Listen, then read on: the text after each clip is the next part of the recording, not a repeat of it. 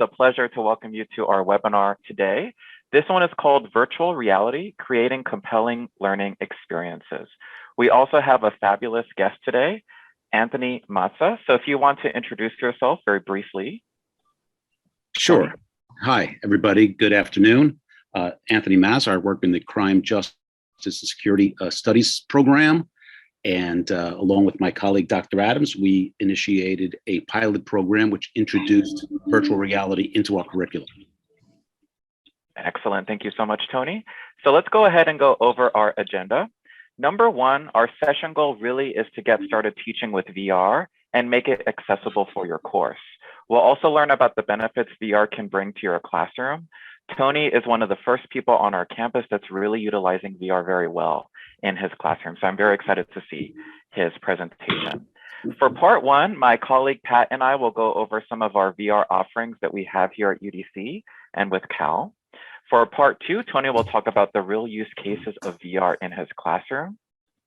And we'll also have plenty of time at the very end to go over next steps and answer any of your questions. If you do have any questions throughout this webinar, feel free to go ahead and put those in the chat box. You can also just raise your virtual hand or unmute, and we will be more than happy to answer those. So let's get started. So first, here at the University of the District of Columbia, UDC, we have the Center for Digital Access and Learning. My colleague Pat and I are with C.A.L, which is the Center for the Advancement of Learning. And let's go over some of our VR offerings. But first, Pat, if you want to set up our video for us. Sure. So hello, everyone. I'm Pat Cottrell. I'm an education technology specialist here at C.A.L. And I work a lot with David with our VR initiative. So I'm the LMS administrator, but I'm also responsible for evaluating, testing new technology, and also improving our current technology infrastructure. This video is from every month we have our VR workshops. And this video is from January that I'm going to play. And it's a really cool video. It was the first time that we actually had a combination of students, faculty, and staff attend one of our workshops. And you're going to get a chance to hear their feedback. Also, you're going to get a chance to see what they were seeing as they had the Oculus headset on and actually going through. And actually going through the whole VR experience. Did someone have a question? Okay. Maybe someone was excited there, right? Oh, okay. Awesome. Perfect. So David is going to play this quick video. Take it away, David. Thank you very much. And Pat made this video, by the way. He's an excellent AV dude. So let's go ahead and play it. Thank you, Pat. Thank you, David.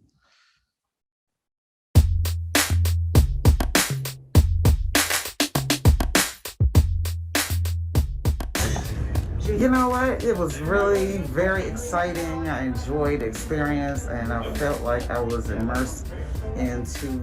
I love it. It's a good experience virtually. It has this personal space that you can just enjoy yourself. If you could use it to man a drone and go in places that people couldn't go. A good example that I have is clogged sewer pipes or something. You could go in, inspect them, and you could actually be in there, and the drone could have tools or something that could either repair it or clear clog or something like that. This is pretty cool. Yeah, and I mean, we're actually starting an esports program, and I think this is something that will change the whole dynamic of what we do with esports. I think it might be really good for learning because I'm a biology professor, and possibly it could be like a virtual field trip. Maybe having a museum tour, being able to see plant animals and things like that versus just sort of talking about it. If I had classes in this would be awesome. So I love at the very end of that video, the student said this is awesome. I think that's a perfect selling point for our VR experiences. So if you are interested in joining us, we do have these every month. Our next one is on April 13th. I put the link in the chat box. I'll also share that again at the end of our webinar. So you'll be using one of our Oculus headsets here on campus. For April, we're thinking about self-care. So it's a really guided yoga meditation in the wilderness in a beautiful forest. So if you'd like to join us for that, that should be quite fun and relaxing. You can wear your yoga gear if you'd like. I think we should also bring some popcorn. So yes, there you go. So that is on April 13th.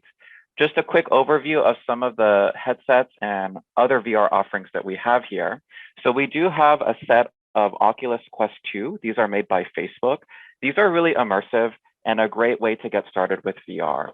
We also offer something that's a little bit more accessible. Think about this as a taste of VR.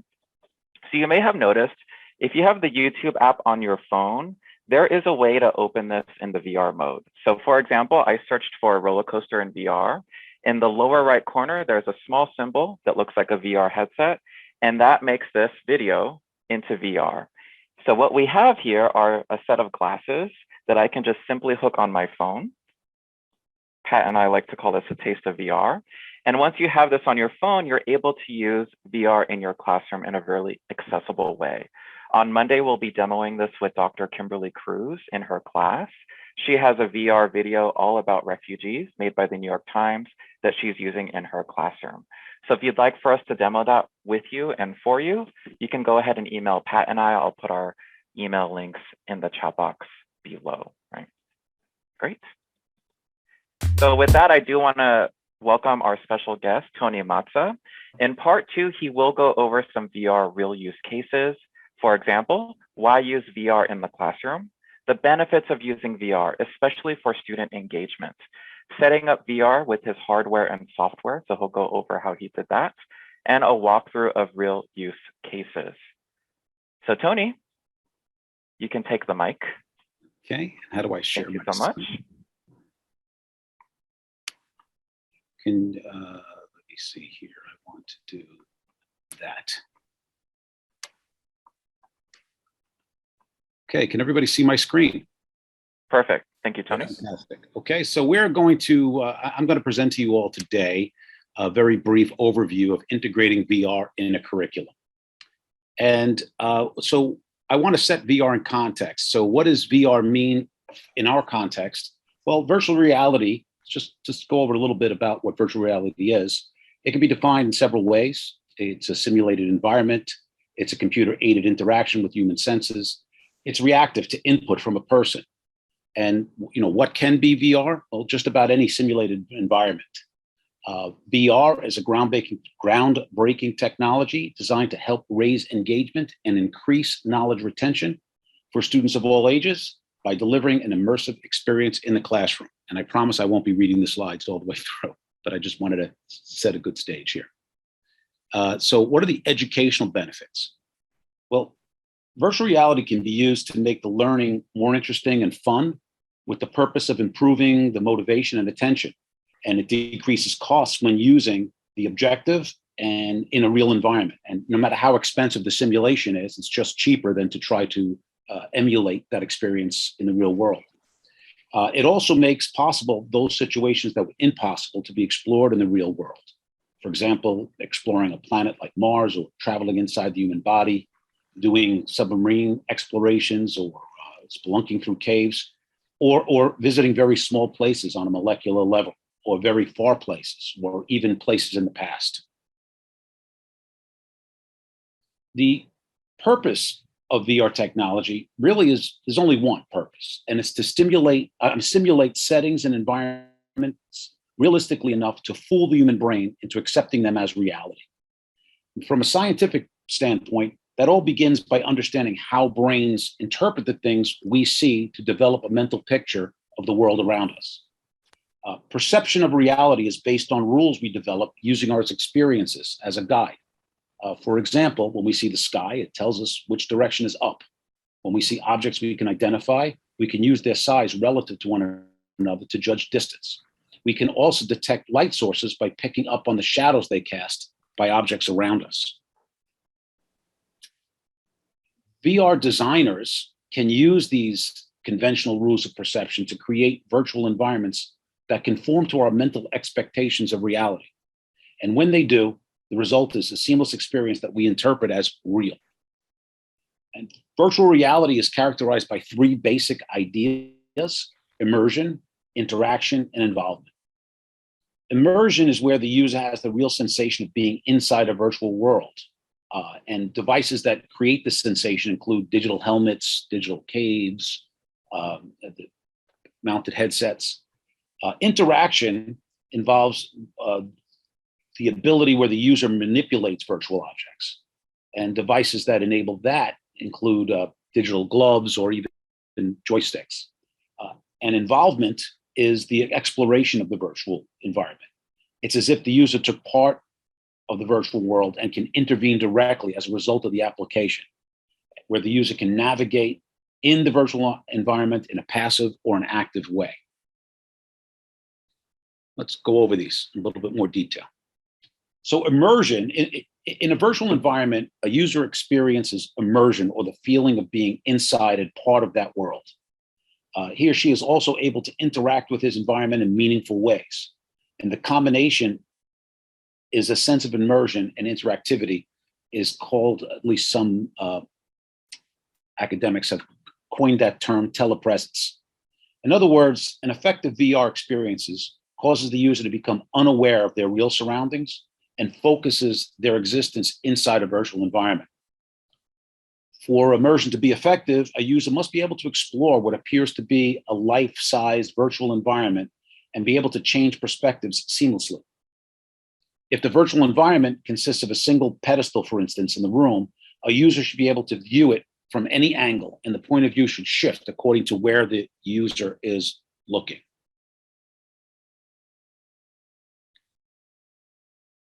Virtual reality environment. Sensory output from the virtual environment should adjust in real time, just as a user explores the regular environment. If the VE, or the virtual reality environment, incorporates a 3D sound, for example, the user must be convinced that the sound's orientation shifts in a natural way as they maneuver through the environment. Sensory simulation must be consistent if a user is to feel immersed within a virtual environment. If the environment shows a perfectly still scene, you wouldn't expect, for instance, to feel gale force winds. Similarly, if the virtual environment puts you in the middle of a hurricane, you wouldn't expect to feel gentle breezes. Lag time between when a user acts and when the virtual environment reflects that action is called latency. And latency usually refers to the delay between the time a user turns his head or moves his eyes and the change in the point of view through which the term, although the term can be used for lag in other sensory outputs as well, hearing and motion. Studies with flight simulators show that humans can detect a latency of more than 50 milliseconds. So when a user detects latency, it causes he or she to become aware of being in an artificial environment, and that really destroys the sense of immersion. An immersion experience suffers if the user becomes aware of the real world.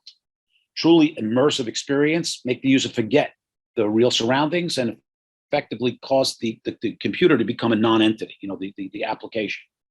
So in order to reach the true goal of immersion, developers have come up with input methods that are more natural for users. And as long as a user is aware of the interaction device, they really can't be truly immersed. Let's talk about virtual reality interactivity. Immersion within a virtual environment is one thing, but for a user to feel truly involved, there must also be an element of interaction. Early applications used the technology common in environments today, virtual environments today, and they allowed the user to have a relatively passive experience. For example, users could watch pre-recorded films while wearing a head-mounted display, and they would sit in a motion chair and watch the film as the system subjected them to various stimuli, such as blowing air on them to simulate wind. And while the users felt a sense of immersion, interactivity was limited, shifting their point of view by looking around. The path was predetermined and unalterable. You can find examples of this on roller coasters in Disney World, right? Where patrons can design the roller coaster experience, then enter a simulator and ride the virtual creation. While the system is very immersive, apart from the initial design, there's not really any interaction. So it's not a true example of a perfect virtual environment. Interactivity depends on primarily three factors: speed, range, and mapping. Speed is known as the rate that a user's actions are incorporated into the computer model and reflected in a way that they can perceive. Range refers to how many possible outcomes could result from a particular user action. And mapping is that system's ability to produce natural results in response to a user's action. Navigation within a virtual environment is one kind of interactivity. If a user can direct his own movement within the environment, it can be called an interactive experience. Most virtual environments include other forms of interaction, since users can become easily bored after just a few minutes of exploration. Poorly designed interaction can drastically reduce the sense of immersion, while finding ways to engage the users can increase it. When a virtual environment is interesting and engaging, users are more willing to suspend disbelief and become immersed. True interactivity also includes being able to modify your environment. And a good virtual environment will respond to a user's actions in a way that makes sense, even if it only makes sense within the realm of that virtual environment. If a virtual environment changes in outlandish and unpredictable ways, it risks disrupting the user's sense of telepresence. Immersion versus interaction, right? We've discussed these two terms, but let's be clear about what the difference is. Developers have discovered that users feel a stronger sense of telepresence when interaction is easy and interesting, even if the virtual environment isn't photorealistic. Whereas very realistic environments that lack opportunities for interaction cause users to lose interest relatively quickly. So you need both a combination of immersion and interaction to create a virtual environment where users feel engaged. So most of the virtual reality experience is delivered by virtual reality headsets, head-mounted displays. And today, most VE systems are powered by normal personal computers. PCs are sophisticated enough to develop and run software necessary to create virtual environments. And the graphics are handled by powerful graphic cards that are designed with video gaming community in mind. I'm sure that the same video card that lets you play your favorite video game can power the graphics for an advanced virtual environment. Virtual environment systems need ways to display images to a user, and many systems use head-mounted displays, which are headsets that contain two monitors, one for each eye.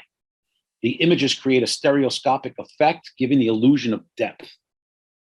Early head-mounted displays used cathode ray tube monitors, but they were bulky, but even though they provided good resolution, they were quickly replaced by LCD monitors and liquid crystal display monitors, and that's what we use today. LCD displays are much more advanced with improved resolution and color saturation, and have been more common than CRT monitors.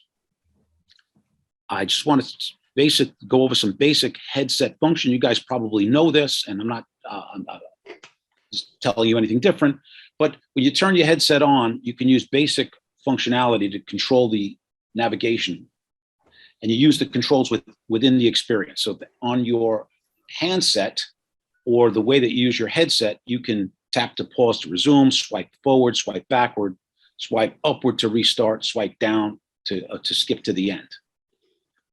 There's also the ability to do a headset menu search. You can wag your head back and forth to look through the menu, or you can use there's a button on the side of a headset that allows you to scan through the menu. And to do the actual navigation exercise, you can navigate left to right without turning around by tilting your head to scroll to the left or scroll to the right. It'll help you mimic that 360-degree view, which can be done by obviously tilting your head and panning from side to side, or by pressing and holding a button to zoom in. Let's go over a few more concepts, because I think it's important to understand the background before we move forward. So tracking systems are closely related to display technology. Tracking systems analyze the orientation of a user's point of view so that the computer system sends the right messages to visual display. There's a concept known as the dynamic points of interest, right? So when you're teaching as an educator, you want your students to focus on the items in the virtual environment that is important. But sometimes students can be so immersed in the VR experience, it can be hard to get their attention or determine a user focus. And dynamic point of interest technology, or POI technology, guides students to look at a specific part of a VR experience by simply clicking anywhere on the 360 degrees resource that is playing. So the teacher can actually guide students by identifying a focal point in the virtual environment. And the teacher can use this POI technology to leave breadcrumbs that leads all of the students in this interactive environment to the POI. The innovative focus tracking features of POI technology allows teachers to also see exactly where the student is directing. So the functionality actually provides the ability to see through the eyes of each user on an interactive display. Now, this focus tracking feature is not rote. It doesn't come with every software package, and it had to be developed in our particular experience. And I'll discuss that a little bit later on in the conversation. But how does VR eye tracking work? Eye tracking typically works by continuously measuring the distance between the pupil center and the reflection of the cornea. It's that as the distance changes, it's dependent on the angle of the eye. So an infrared light, invisible to the human eye, creates this reflection while cameras record and track the movements, and computer vision algorithms are then able to deduce from the angle of the eyes where the gaze is directed. So the principle is the same in VR, with one crucial difference. The eyes don't necessarily point to where the person is looking. In the real world, the eyes display something called vergence. It's the angle where the eyes are directed to a central point at which the gazes meet. Let me just give you an example, right? So this is the vergence for focal distance. In the real world, in an everyday setting, a line could be drawn from the center of each eye, and both would meet at the same junction, the object that the person was looking at. In VR, the display is placed so close in front of the eyes that the eyes don't necessarily display vergence, but there is still, of course, a perception of depth due to the 3D information presented. So VR eye tracking must therefore contend with the incomplete gaze information. Fortunately, while the position of the eye doesn't tell the whole story, we do have the missing data. By combining information about the depth of the virtual objects in the VR environment, it's possible to construct the model of what was looked at, and a virtual line can be traced from the direction of the eyes into the virtual world. So not all VR environments, as I said before, necessarily have this information, and it precludes accurate tracking in those scenarios. But for those that do, eye tracking can be accomplished. There are significant benefits in eye tracking in VR. You know, as the rendering of the complete virtual environments is a computationally expensive process, it's imperative to find ways to reduce the burden so that the processing power can be spent in other ways, right? To ensure a smooth experience, expand functionality, etc. But by using information from eye tracking in VR, it's possible to carry out what is known as foveated rendering, in which only those elements of the environment that are looked at can be rendered. This reduces the process power that's required, but it also creates a more immersive environment in which the virtual world resembles more closely the real world. And foveated rendering echoes our real world experience and style, as our peripheral vision is largely blurred, but also by creating a more realistic sense of depth. So the focal distance increases peripheral blur on the left, and the depth perception recurs in the absence of a peripheral blur. Peripheral blur, researchers have previously noted that the lack of a focus blur can lead to different perception of size and distance of objects in the virtual world. So by introducing a peripheral blur, a sense of depth perception increases. This blurring is created by a process called accommodation, wherein the lens of the eye adjusts to focus relative to the distance of the viewed object. This foveated rendering can also improve the ecological validity of the experience, right? I mean, that means how the experiment mimics reality. And there's many, many applications beyond what we did in our program. because by creating environments that are closer to real life, the behavior of participants within a virtual reality experience can also be assumed to be close to what would happen in real life. Then researchers can be increasingly confident that the results of an experiment are applicable beyond the virtual world. This ultimately means that attentional processes can be both measured and trusted to be more true to life as a result of eye tracking. And it opens up the possibilities for understanding human behavior accurately in settings that would be otherwise too costly or impractical to expose participants in real life. So very, very important concept. Another issue in virtual reality is field of view, and it's one of the biggest technical hurdles. The fact is that humans are capable of much wider field of view, an FOV, than today's headsets can provide. An average human can see the environment around them in roughly 2 to 220 degrees arc around their head. Where the eyesight from our left and right eyes overlap, there's roughly about 114 degree arc. And that's what we can see in 3D. Today's headsets focus their attention on that 114 degree 3D space to deliver the virtual environments. No headset, though commercially available, can yet accommodate the full field of view for the average human. Right now, though, VR hardware designers are aiming to create devices that will allow for 180 degree of field of view, which is considered ideal for the high performance VR simulation. Another problem in the world of VR is frame rate. In the world of VR, there's perhaps no greater topic of disagreement over how to deal with the frame rates of virtual environments. It's because there's no scientific consensus on how sensitive the human vision is in that regard. From a physical standpoint, we know that the human eye can see up to the equivalent of 1,000 frames per second. The human brain, however, never receives such detail via the optic nerve. There have been studies that have suggested that the human eyes can discern frame rates comfortably up to about 150 frames per second, but beyond that, the information is lost in translation to the brain. For example, in a movie theater, the frame rate is 24 FPS. That, however, isn't designed, movies aren't designed to simulate reality. For virtual reality applications, most developers have found that anything less than 60 FPS, frames per second, tends to cause disorientation, headaches, and nausea in the user. For that reason, most developers aim for a VR content sweet spot of about 90 frames per second. And some manufacturers won't certify software to run on their devices if they fall below 60 frames per second at any point while in use.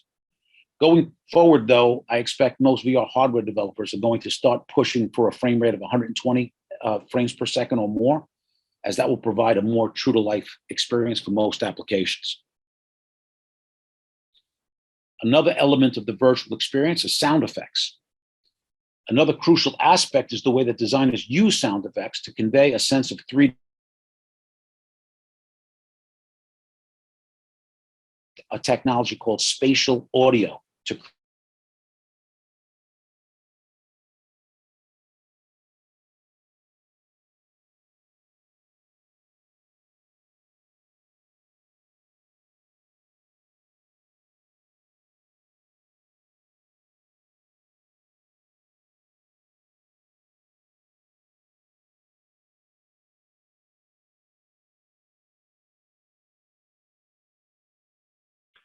So Tony, it seems that your audio has dropped. So he may have been kicked off. But this is a good stopping point for us here. Are there any questions we can answer or discuss at the moment while we wait for Tony to come back? Well, actually, I'm going to chime in and come on board and actually sort of like become the flank or the wingman for Tony. I did want to say, I wish he was here because we'll talk a little later. Actually, a lot of the things he's talking about actually overlap things that I've done in neuroscience for a while. And I think it has a lot of applications. One of the challenges that I recognize to be clearly problematic is because when you put a person in this mobile headset to engage them, it completely disorients the vestibular and the visual system. And Japan, probably about 10 years ago, they recognized that when they had a refresh rate that was less than 60 for kids, the kids would have seizures, they would have nausea and a bunch of other things. So I'm looking forward to engaging in this, and particularly knowing you, your temperament, and Fatma, and what you guys do. I'm definitely looking forward to doing it. I'm also going to follow up with one of my colleagues, Dr. Hill, because this has a lot of applications. I also would like to bring to your attention that I don't know if we would have access to it, but a couple of colleagues of mine out in Rockville, they may be interested in aligning with UDC or people in the consortium to do some research with people that may have undergone post-traumatic stress disorder, individuals that are learning how to walk again. And, you know, when you create that kind of environment, you have to engage the vestibular system at a significant level. So the actual refresh rate in terms of the time exposure is going to be critical. So I see a lot of applications for this. I'm really motivated in following up with this. And my applications lean a little bit more toward a clinical arena rather than actual education. And though education has a lot of components, particularly if you're going to deal with people that may have had high anxiety, you could simulate those things by creating a variety of scenarios for them to navigate. But the fundamental issue around the headset is going to literally be directly related to how fast the actual technology can give the feedback so that the person can orient. Otherwise, they're going to fall, bump into stuff, get nauseated, have a tendency to seize. That's a number of things that could go. And Tony is so detailed and meticulous. We can really kind of take this thing to a level of application with all of those little details sort of tucked away for someone's research article. But it has a lot of applications. I'm looking forward to learning from you guys because you guys always find that sweet spot of delivery. And I'm really wedded to what goes on with the brain. I'll beat him up later about some things he said about the brain. Okay.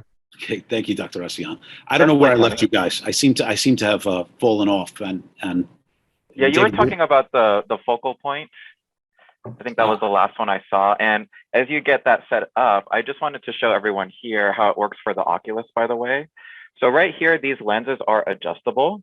So I can go ahead and make them wider or smaller based on my eye distance. So that can help too. And then Tony, as you're setting that up, Niana mentioned about, you know, feeling nauseous. I'm just about to get to that. I thought I was actually talking to that point when I dropped out. Okay, perfect. Yeah, so if you want to start there. Yeah, let me just get this. I'm sorry. You're fine, Tony. You're just really detailed. Yep. So we were talking about, I guess we talked about how VR eye tracking works. We've got through this. We talk about vergence and focal distance. Okay, excellent. What about benefits of eye tracking in VR? Yeah, I believe here. You had right there where you were talking about foveated rendering and when you were talking about spatial, you at that point. Okay, all right. So yeah, I think you were mentioning about frame rate. Yes. Okay. So I probably got to how foveated rendering echoes the real world experience where the VR technology tends to blur the peripheral so you can focus on what's going on. They do that for technical reasons because of the bandwidth that's required to provide the horsepower to provide the rendering. And it also mimics real life. When we tend to focus, we blur out our peripheral vision. So I was talking about peripheral blur in that sense, right? So it creates the sensation of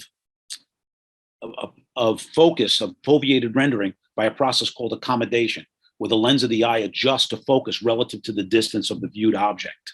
By creating environments that are closer to life, the behavior of the participants within VR can be assumed to be close to real life. So what I was trying to point out that with this slide is beyond what we do in the classroom, if we can create environments that are closer to real life, the behavior of participants within the virtual reality environment can also be assumed to be close to real life, which means that researchers can be increasingly confident that the results of the experiment are applicable beyond the virtual world. And ultimately, that means the attentional processes can be measured and trusted to be more true to life. And that opens up the possibility for understanding human behavior more accurately in settings that would be otherwise too costly or impractical to expose human beings to them. Field of view, and this is right where I was talking about, right? So one of the biggest technical hurdles is the fact that humans are capable of a much wider field of view than today's headsets can provide.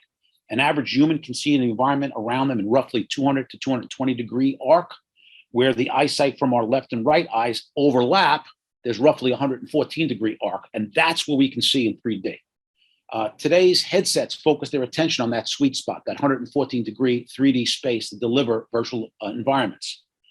No headsets, though, can accommodate the full range of human vision. But right now, hardware manufacturers are aiming to create devices that allow for at least 180-degree field of vision, which is considered ideal. Frame rate, right? Frame rate, in the world of VR, there's no greater topic of disagreement. It's because no scientific consensus on how sensitive the human vision is in this regard. From a physical standpoint, we know that human eyes can see up to the equivalent of about 1,000 frames per second, but the human brain never receives detail via the optic nerve. Studies suggest, and I'm sure my psychology colleagues can either verify or contest, but studies suggest that humans could discern frame rates of up to about 150 frames per second, but beyond that, the information is lost in translation. For example, in a movie theater, the frame rate is about 24 bits per second, frames per second, but movies aren't designed to simulate reality. For VR applications, most developers have found that anything less than 60 frames per second tends to cause disorientation, headaches, and nausea in the user. For that reason, most developers aim for a VR content sweet spot of about 90 frames per second.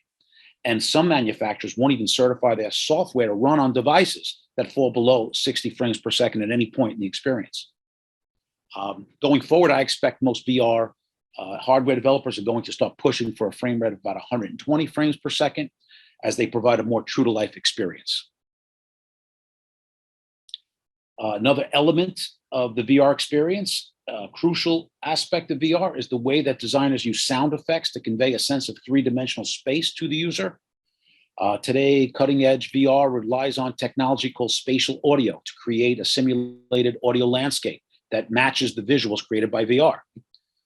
Anyone that's ever sat in a well-designed concert hall should be familiar with this concept. They know that sounds we hear vary based on where we're located in the space, or even when we turn our heads. Spatial audio is a technique whereby VR designers can produce this stereo audio through a set of headphones that mimics the exact sensation. And there are a variety of current implementations, but they all share the same characteristics, right? So they want to be able to control volume, using left to right delay to convey direction, use head tracking to map audio space, and manipulating reverberation and echo to simulate environmental factors. It's also important to remember that for a VR headset, the audio effects described must be computed in real time to account for the movement of the user. When it comes to this, today's VR hardware is still just beginning to scratch the surface, but they're making strides every day. The real magic of VR doesn't come from how convincing the visuals or sounds are, although they are critical foundational elements. It comes from the fact that users can move within the virtual space and adjust to their position. It's what separates a VR headset from a simple set of video viewing glasses. And right now, there are two types of head and position tracking in VR applications, and they're measured in degrees of freedom. 3 degrees of freedom and 6 degrees of freedom. Mobile headsets like Samsung Gear or Google's Daydream View and Oculus Go use 3 degrees of freedom, which means they're capable of rotational tracking only. They know when your head turns left to right, looks up or down, or tilts your head from side to side, but if you move your whole body, they won't pick that up. Headsets that use 6 degrees of freedom, by contrast, can track the user's or the wearer's position within the room, as well as the direction their head is pointed. This means 6 degrees of freedom headsets can allow for a full autonomous movement through a 3D space, which is far more convincing as a VR experience. The way that that's done varies from platform to platform, but major methods tend to include camera-based tracking in concert with infrared light beams. Where is VR headed? As advanced as VR's technology is today, it's bound to get a whole lot better in the coming years. As developments continue, we should start to see hardware within an enhanced, more lifelike field of vision and better 3D audio to match. That alone makes, in my opinion, near term, pretty exciting for VR. We're also on the cusp of seeing new improvements to VR that are going to make the experience vastly better from what you get today. One of those is haptic feedback devices like, those hapX gloves, which provide realistic touch sensations for objects when the user interacts within a virtual environment. Another is that graphic technique known as foveated rendering that we talked about before, and it's going to take greater advantage of the human's eye's limited focal point to deliver an ultra high definition of an image. What's more important, though, in my humble opinion, are the new ways that VR is likely to be used. And this sort of maps back to what Niana was talking about, Dr. Rezan was talking about before. Parallel advances in machine learning technology in the educational field are going to make immersive distance learning a reality for the first time. Surgeons will benefit from advanced VR training. Those in need of treatment for PSTD and related disorders will finally have a space in which to heal. The bottom line here is that VR technology is only just beginning to realize its potential in a lot of ways, in a variety of fields. And as the technology grows, so too will the applications that talented software developers, researchers, and business people can dream up for it. And from that standpoint, I think it's fair to say that we are much closer to the beginning of our story than we are to the end. And so there's much more amazing developments to come in the future. So now that I've gone through what I'm sure has been painful detail for all of you in terms of how VR functions, I wanted to talk a little bit about the UDC application. And so before I begin, I want to be clear that, I'll just make one of these statements, that in my opinion, fundamental to developing constructs in educational innovation as educators, I think that universities need to be nimble enough to respond to public policy initiatives. And one of those opportunities presented itself in the form of the Biden administration's labor mandate. So the Biden administration has specifically targeted investment in education and training programs that will support the labor force necessary to address issues in the nation's infrastructure, particularly in emergency planning, cybersecurity, and physical structures. And in this context, I felt we were challenged to develop a curriculum to support these efforts and create experiential learning opportunities. Our program in CJSS, we created a pilot course known as the Introduction to Critical Infrastructure. And the course specifically aligned with the Biden administration's chief economic incentive to roll out a workforce development plan to address the critical infrastructure issues. The White House, I'm gonna have to read a quote here, so bear with me. A White House labor task force has articulated this initiative that will maximize, here's the quote, maximize mission success by hiring a skilled, diverse, and inclusive workforce, retaining world-class personnel, and empowering frontline operators of enabled personnel. The U.S. critical infrastructure mission requires a focused national strategy, appropriately balancing resilience, risk-based prevention, and preparedness strategy. So in our hybrid level course, we introduced the policy, strategy, and practical application of critical infrastructure security and resilience from an all hazards perspective. Androgyny, and actually this slide used to say pedagogy, and andragogy, I had to change because Niana, Dr. Rezan brought up this point just last week in a conversation. So andragogy, and I never can say those words right, but as an internal mandate was prescribed by our dean and the College of Arts and Science for us to design strategies that introduce holistic and interdisciplinary experiences. So in response, our program created a differentiated instruction curriculum in this pilot course that introduced multiple frameworks for instruction based on student interest. Part of our motivation for designing the pilot course was to link educational philosophy to this workforce development initiative. So action research methodology was used to critically address needed changes to the career development curriculum for our graduating seniors. The pilot course was predicated on a constructivist andragogy, andragogy, I can't even say that, I'm sorry, that encourages students to develop their own frameworks of conceptual understanding. And the constructive philosophy is an approach to education which espouses the principle that the most effective outcome involves students engaged in their active inquiry. So the pilot adopted this experiential model and was organized into 3 modules around emergency management, cybersecurity, and physical infrastructure. And each culminated in our certification exercise. We deployed it in a multi-stakeholder partnership, and the pilot was conducted with the active support from the White House Labor Task Force and external subject matter experts. All the students had an opportunity to work directly with some industry professionals, volunteering to share their expertise.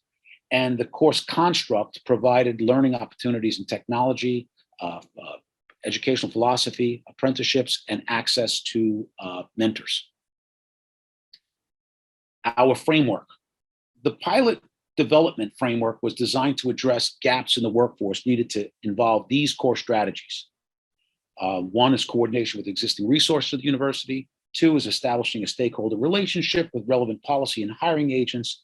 And three was to develop an accreditation certification process. Instrumental to gaining perspective, this course included practical applications of fundamental health and safety lessons in construction, cybersecurity, and emergency management. These mini modules were delivered through a blend of traditional and multimedia content and virtual reality experiences. And they conferred industry recognized certifications in construction in the form of an OSHA 10, cybersecurity in the form of a ISACA IBM Cyber Fundamental Certificate, and emergency management in the form of a FEMA logistics certification. Before I continue, though, I think it's appropriate to acknowledge the support I received to implement this pilot class. First of all, my colleague and friend, Dr. Adams, helped me design the overall structure and delivery of this educational experience. A longtime personal friend, Steven Salzberg, secured about $20,000 in a micro grant to purchase the headset and to design the content. Dr. Schroyer and Flowers helped usher this course into the university's catalog of offerings in 3 weeks, like record time. And, my own heart, my son, Nicholas, was my technical support. He was the go-to guy when students had technical difficulties. And he was the person who wrote that eye tracking software that we needed for the Oculus headsets.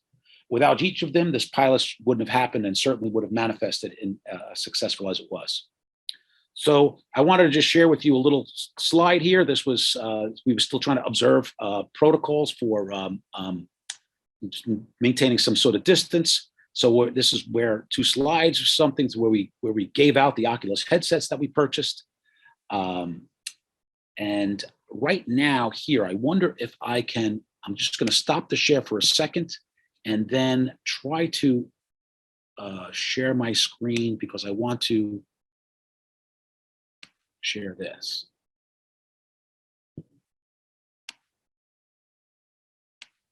Can you guys see this? All right, so hello there. Not yet. I can hear it, but I can't see it. Show you where you should be able to access. Stop this and see if I can do this now.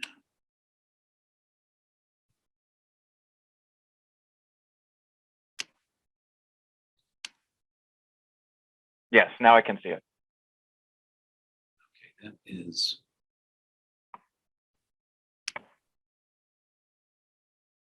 Okay, hold on a second. That's actually. Give me 1 second. I'm very sorry, guys. No problem. I'm trying to multitask here. I want to share my screen and I want this one.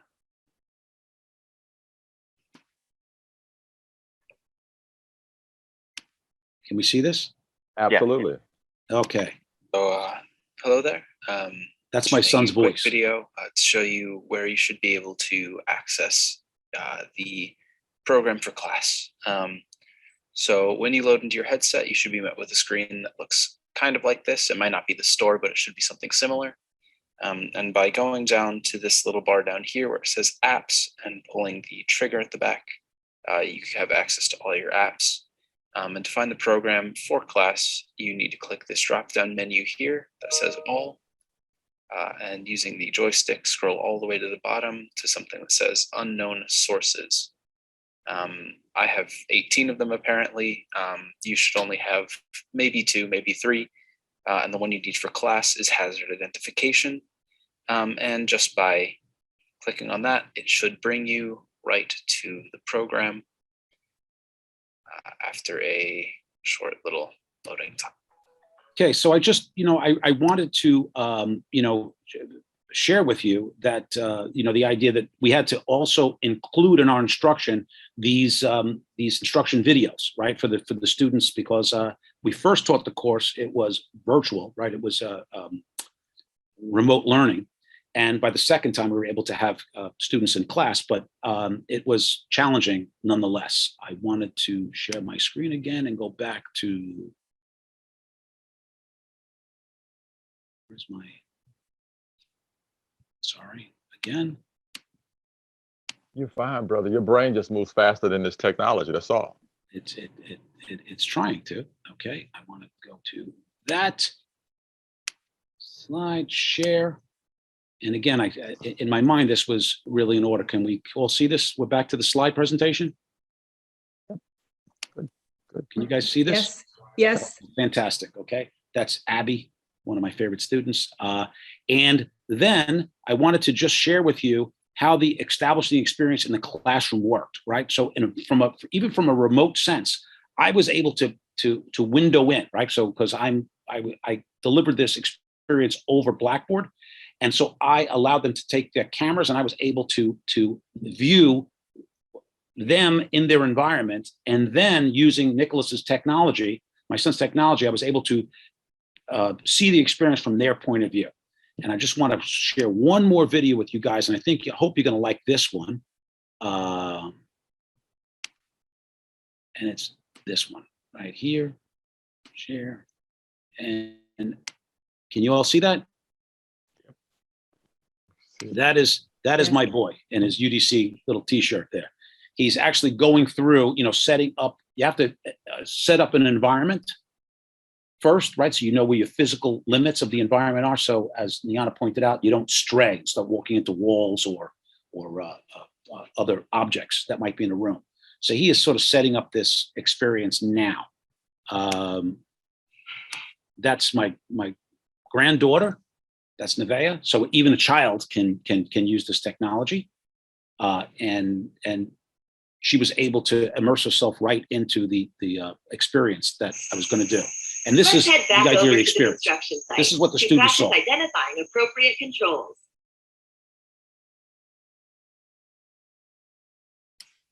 This was this particular module is around construction for the OSHA 10.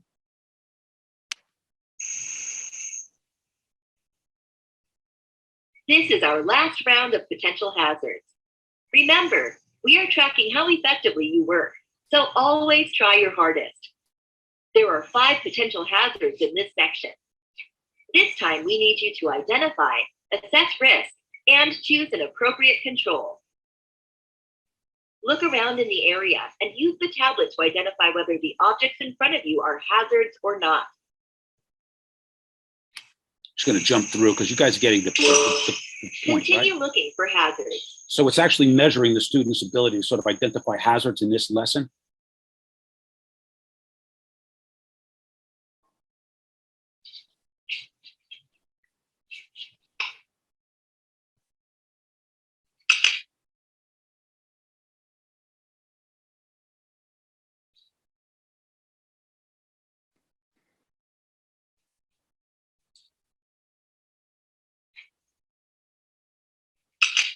Method is not readily available.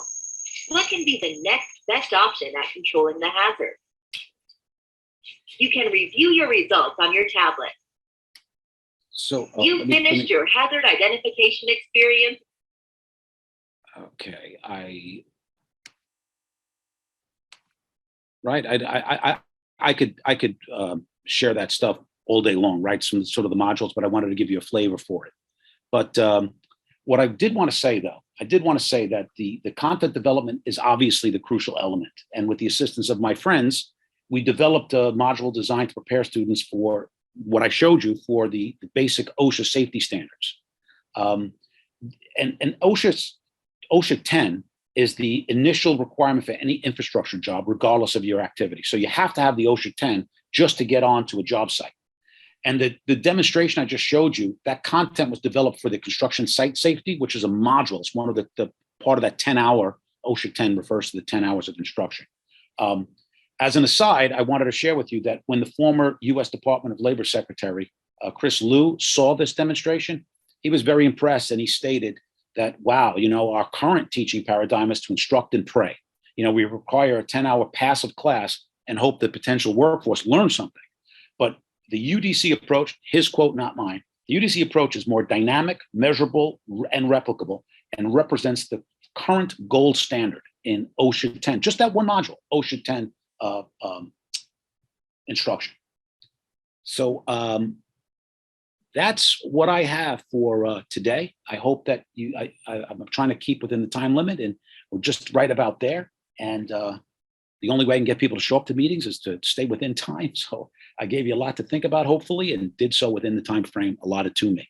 So thank you, David.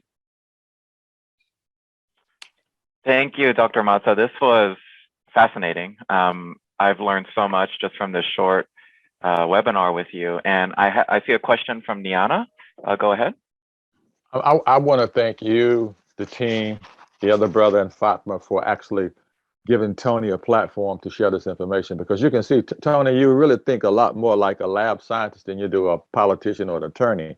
So I'm going to follow up with you. But the bottom line is, those applications that you just shared with us, you guys remember Men in Black when they were training those people and Will were basically taking out people that they didn't think he should have taken out? So the point is, I think the immersive relevance is going to be critical when you start putting together a variety of different types of visual engaging scenarios. And we have a lot of latitude to do that. There'll be people that could actually write those things for us. And I think UDC can actually be cutting edge and bringing that to fruition, particularly with someone that has your drive and the team that we have. So I'm looking forward to sharing my 2 cents worth to help you guys actually get a little bit more of an anchor in understanding how phenomenally versatile the human brain is in terms of how it actually can capitalize on what we now consider to be our limited understanding of human optics. But it clearly transcends what we're able to measure. You guys basically, you're talking about virtual holograms and the relevance. So I'm going to look forward to following up with you. And I found this very refreshing, and I would not have missed it for anything. I just wanted to point out, Dr. Racion, and I know you know this, but for everybody else's edification, we're building an interdisciplinary research laboratory for the College of Arts and Sciences. And VR is an elemental component of that. It really is. I mean, it's the way that we can gather information. As I mentioned before about research, if we can actually create a realistic experience and we can measure people's responses to a virtual experience, we can be pretty assured that it would mimic, human behavior would mimic the behavior in the real world as it was measured in a virtual world. And that has tremendous potential for research in the behavioral sciences fields. Thank you for sharing that. And I do want to put some of our resources here in the chat box before we go. If you do have any questions, feel free to chime in. But first one, you have Tony Mazza's email. He has been just such a wonderful resource. I've enjoyed working with you, collaborating for this webinar, Tony. We also have, and I would do anything for Fatma, right? I hope you know that. I hope she knows that anyway. Oh, Tony, thank you so much for coming. And you really are the best resource for us. And we appreciate you. And thank you so much. I learned so much today. I've been cutting off and coming in, but I learned so much. Thank you so much. My pleasure. And thank everybody for your patience. I'm actually in the building, and we don't have the most robust Wi-Fi network. And if you try to show video and other multimedia stuff, we're a little lagging. So hopefully that'll improve, and my future presentations will do so as well.